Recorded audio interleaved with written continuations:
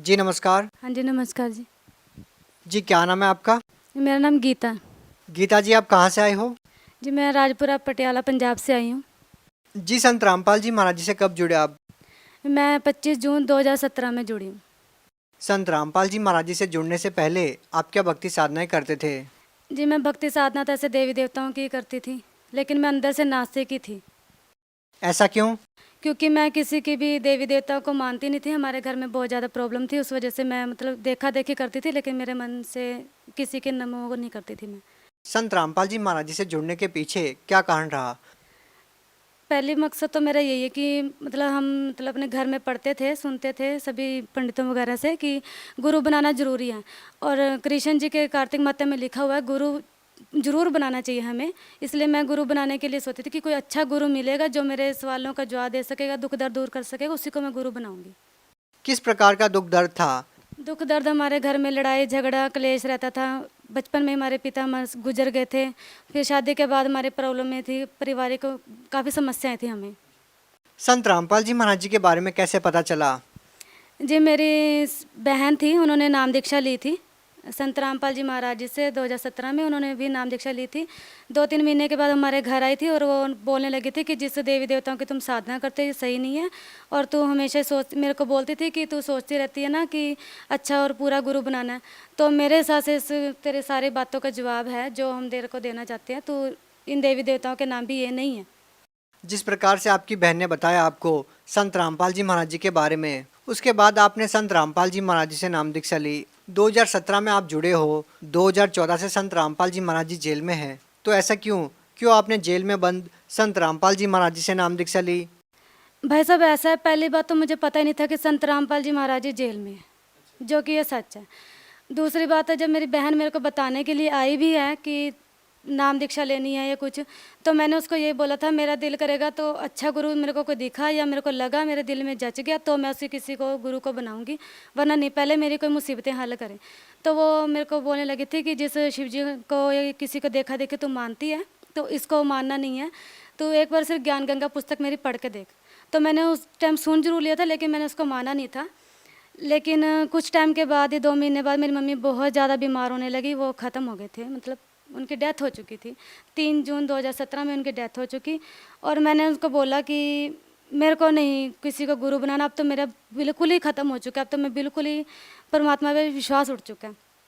तो कुछ टाइम बाद भाई साहब क्या हुआ, मेरे मम्मी जैसे ही गुजरी है, साथ के साथ मेरे को मम्मी का प्रभाव पड़ने लग गया। मैं बहुत ज़्यादा ही तंग होने लगी थी। भूत प्रेत की समस्या होने लगी? जी, मम्मी ना जैसे मेरे अंदर ही आ गए थे, ऐसा मेरे को महसूस होने लगा। मैं ना कोई क्या बोल के जा रहा है क्या नहीं, मेरे को कुछ भी नहीं पता चल रहा था। और मैं अपने 3-4 सालों से 2013 से ही मेरे 2012 में मेरी शादी हुई है। 2013 से मैं अपने ससुराल में बैठी, अपने मायके में बैठी थी, जिसकी वजह से मैं वैसे ही बहुत तंग थी। मम्मी के गुजरने के बाद मैंने सोचा चलो कोई बात नहीं, कोई गुरु बना के देखते, इतना वो बोल रही है तो सुनने में भी कोई हर्ज नहीं है।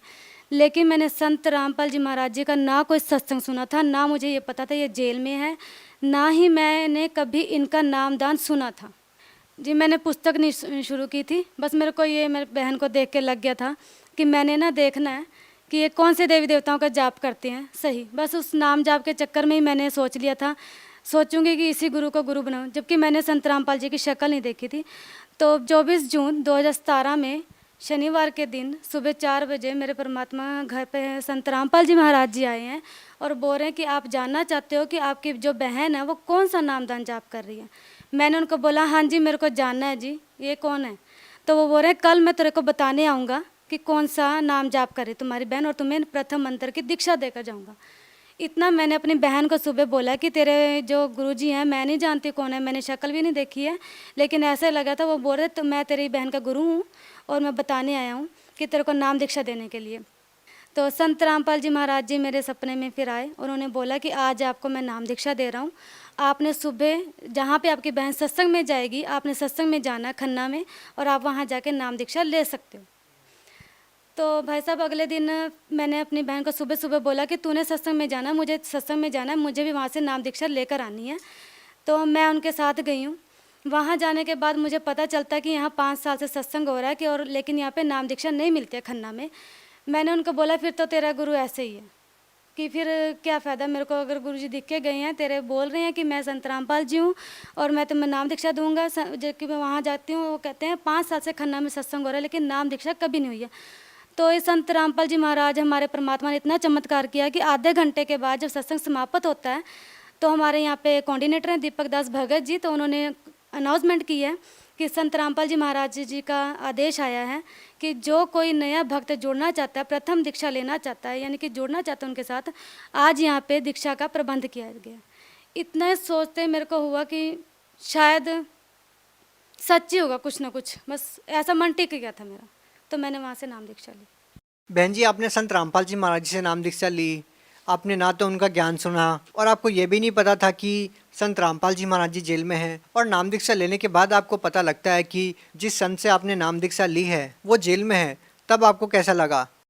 भाई साहब, ऐसा है, जब मैंने नाम दीक्षा ले ली थी और मुझे पता चला संत रामपाल जी जेल में, तब तक मैंने इसको गौर ही नहीं किया, क्योंकि जो मेरे शारीरिक लाभ थे मुझे वो होते जा रहे थे।